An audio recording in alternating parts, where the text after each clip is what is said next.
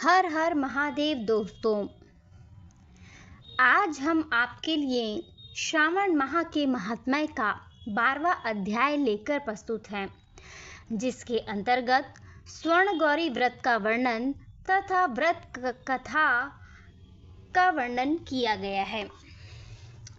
ईश्वर बोले, हे ब्रह्मपुत्र, अब मैं स्वर्ण गौरी का शुभ व्रत कहूँगा। यह व्रत श्रावण मास में शुक्ल पक्ष तृतीया तिथि को होता है। इस दिन प्रातः काल स्नान करके नित्य कर्म करने के बाद संकल्प करें और 16 उपचारों से पार्वती तथा शंकर जी की पूजा करें। इसके बाद भगवान शिव से प्रार्थना करें, हे देव आइए, हे जगतपते, मैं आपसे प्रार्थना करता हूँ। हे सुरसत्तम, मेरे द्वारा की गई पूजा को आप स्वीकार करें। इस दिन भवानी पार्वती की प्रसन्नता तथा व्रत की पूर्णता के लिए दंपति को 16 वायन प्रदान करें और द्विज श्रेष्ठ की प्रसन्नता के लिए मैं यह वायन प्रदान करता हूँ, ऐसा कहें। चावल के चूर्ण के 16 पकवानों से 16 बांस की कटोरियों को भरकर तथा उन्हें वस्त्र आदि से युक्त करें और पुनः 16 द्विज दंपतियों को बुलाकर इस प्रकार कहते हुए प्रदान करें, व्रत की संपूर्णता के लिए मैं ब्राह्मणों को यह प्रदान कर रहा हूँ। मेरी कार्य की समृद्धि के लिए सुंदर अलंकारों से विभूषित तथा पतिव्रत्य से सुशोभित ये शोभामयी सुहागिन स्त्रियां इन्हें ग्रहण करें। इस प्रकार 16 वर्ष अथवा 8 वर्ष या 4 वर्ष या 1 वर्ष तक इस व्रत को करके शीघ्र ही इसका उद्यापन कर देना चाहिए। पूजा के अनंतर कथा का श्रवण करके वाचक की विधिवत पूजा करनी चाहिए। सनत कुमार बोले, हे प्रभु, इस व्रत को सर्वप्रथम किसने किया? इसका महात्म्य कैसा है और इसका उद्यापन किस प्रकार करना चाहिए, वह सब आप मुझे बताएं। ईश्वर बोले, हे महाभाग, आपने उत्तम बात पूछी है। अब मैं आपके समक्ष मनुष्यों को सभी संपदाएं प्रदान करने वाले स्वर्ण गौरी नामक व्रत का वर्णन करता हूँ।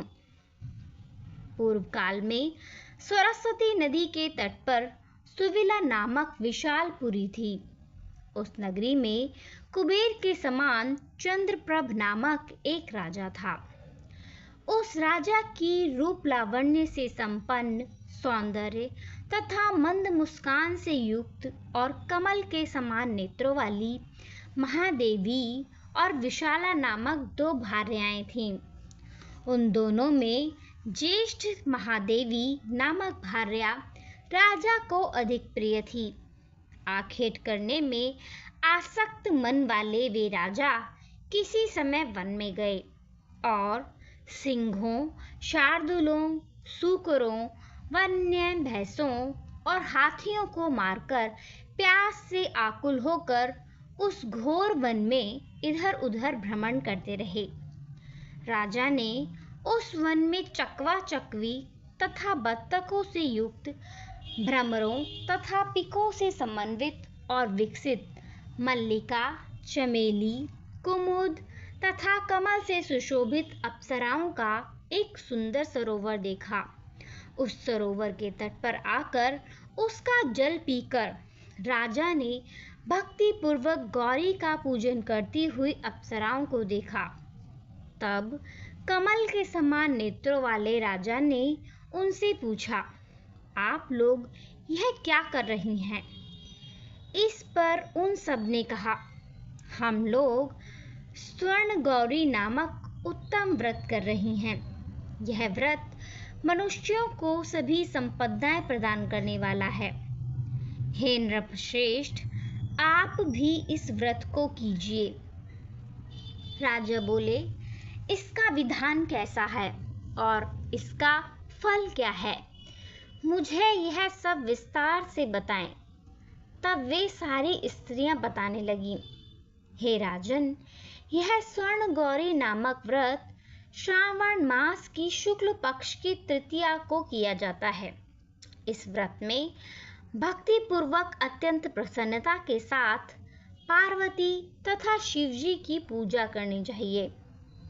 पुरुष को 16 तारों वाला एक डोरा अपने दाहिने हाथ में बांधना चाहिए। स्त्रियों के लिए बाएं हाथ में या गले में इस डोरे को बांधना चाहिए। यह सब सुनने के बाद संयत चित्त वाले राजा ने भी उस व्रत को संपन्न करके 16 धागों से युक्त डोरे को अपने दाहिने हाथ में बांध लिया। उन्होंने कहा, हे देव जी, मैं इस डोरे को बांधता हूँ। आप मेरे ऊपर प्रसन्न हों और मेरा कल्याण करें। इस प्रकार देवी का व्रत करके वे अपने घर आ गए। राजा के हाथ में डोरा देखकर ज्येष्ठ रानी महादेवी ने पूछा और सारी बात सुनकर वह राजा के ऊपर अत्यंत कुपित हो उठी। राजा ने कहा, ऐसा मत करो। लेकिन रानी ने उस डोरे को तोड़कर बाहर एक सूखे पेड़ पर फेंक दिया। उस डोरे के स्पर्श मात्र से वह वृक्ष पल्लवों से युक्त हो गया। उसके बाद उसे देखकर दूसरी रानी भी आश्चर्यचकित हो उठी और उस वृक्ष पर स्थित टूटे हुए डोरे को उसने अपने बाएं हाथ में बांध लिया। उसी समय से उसके व्रत के महात्म्य से वह रानी राजा के लिए अत्यंत प्रिय हो गई। वह ज्येष्ठ रानी व्रत के अपचार के कारण राजा से त्यक्त होकर दुखित हो वन में चली गई। अपने मन में वह भगवती देवी का ध्यान करते हुए मुनियों के पवित्र आश्रम में निवास करने लगी। कहीं कहीं श्रेष्ठ मुनियों के द्वारा यह कहकर आश्रम में रहने से रोक दी जाती थी कि हे पापिन, अपनी इच्छा के अनुसार यहाँ से चली जाओ। इस प्रकार घोर वन में इधर उधर भ्रमण करती हुई वह अत्यंत खिन्न होकर एक स्थान पर बैठ गई। तब उसके ऊपर कृपा करके देवी उसके समक्ष प्रकट हो गई। उन्हें देखकर वह रानी भूमि पर दंडवत प्रणाम करके उनकी स्तुति करने लगी। हे देवी, आपकी जय हो, आपको नमस्कार है। हे भक्तों को वर देने वाली, आपको जय हो। शंकर के वाम भाग में विराजने वाली, आपकी जय हो। हे मंगल मांगले, आपकी जय हो। तब देवी की भक्ति के द्वारा वरदान प्राप्त करके और उन गौरी की अर्चना करके उसने जो व्रत किया, उसके प्रभाव से रानी के पति उसे घर ले आए। उसके बाद देवी की कृपा से उसकी सभी कामनाएं पूर्ण हो गईं। राजा सभी समृद्धियों से संपन्न होकर उन दोनों के साथ पूर्ण रूप से राज्य करने लगे। अंत में राजा ने उन दोनों रानियों सहित शिव पद को प्राप्त किया। इस प्रकार जो स्वर्ण गौरी के इस उत्तम व्रत को करता है, वह मेरा तथा गौरी का अत्यंत प्रिय होता है और विपुल लक्ष्मी प्राप्त करके तथा भूलोक में शत्रु समूह को पराजित करके शिवजी के विशुद्ध लोक को जाता है। हे सनत कुमार, अब आप दत्तचित्त होकर इस व्रत के उद्यापन की विधि सुनिए।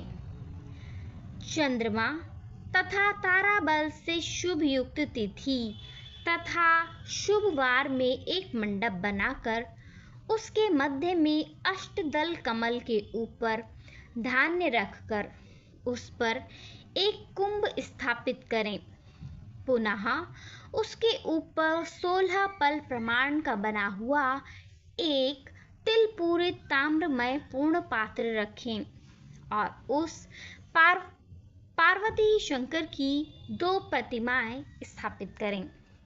शिवजी की प्रतिमा श्वेत वर्ण के 2 वस्त्रों तथा शुक्ल वर्ण के यज्ञोपवीत से सुशोभित हो। उसके बाद वेदोक्त मंत्रों से विधि पूर्वक उनकी प्रतिष्ठा करें और भली भांति पूजा करके रात्रि में जागरण करें। इसके अनंतर प्रातः काल पूजा करने के बाद होम करें। सर्वप्रथम ग्रह होम करके प्रधान होम करें। हवन के लिए यव मिश्रित तिल घृत से पूर्ण रूप से सशक्त होना चाहिए। 1000 अथवा 100 आहुति डालनी चाहिए। इसके बाद वस्त्र अलंकार तथा गांव के द्वारा आचार्य की पूजा करनी चाहिए और वायन प्रदान करना चाहिए। इसके बाद ब्राह्मणों को भोजन कराना चाहिए। साथ ही 16 दंपतियों को भी भोजन कराना चाहिए। अपने द्रव्य सामर्थ्य के अनुसार उन्हें भूयसी दक्षिणा देनी चाहिए। अंत में हर्षोल्लास से युक्त होकर बंधुजनों के साथ स्वयं भोजन करना चाहिए। इस प्रकार श्री स्कंद पुराण के अंतर्गत ईश्वर सनत कुमार संवाद में श्रावण मास महात्म्य में तृतीया में स्वर्ण गौरी व्रत कथन नामक 12वां अध्याय पूर्ण हुआ। धन्यवाद।